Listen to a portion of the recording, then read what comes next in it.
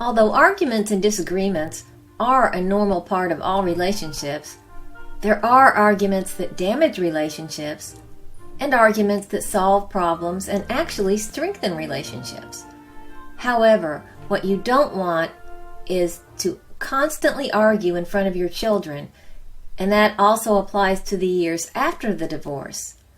As a counselor who's run many groups over the years for children of divorce, I can tell you that kids feel overly responsible for their parents' happiness. Although your argument may have nothing to do with them, hearing you argue can cause excessive anxiety, guilt, and depression in your child. Even moderate amounts of conflict between parents, for example, can disrupt your child's sleep, resulting in irritability the next day. Feelings, after all, are contagious. There's now evidence that having divorced parents can even lower self-esteem. A research study in the Journal of Divorce and Remarriage found that college-age students from divorced homes had lower self-esteem than those from non-divorced homes.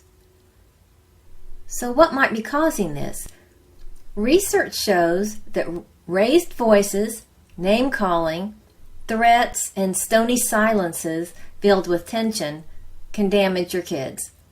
According to John Gottman, Ph.D., therapist and co-founder of the Gottman Institute, those behaviors in a marriage are highly predictive of divorce. Couples who continue those behaviors in a second marriage will likely damage the new relationship.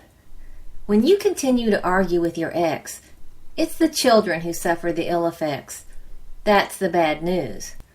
The good news, though, is you can protect your child's self-esteem by getting along with your ex. And this doesn't mean that you won't have disagreements. It just means that your disagreements aren't angry or demeaning in any way.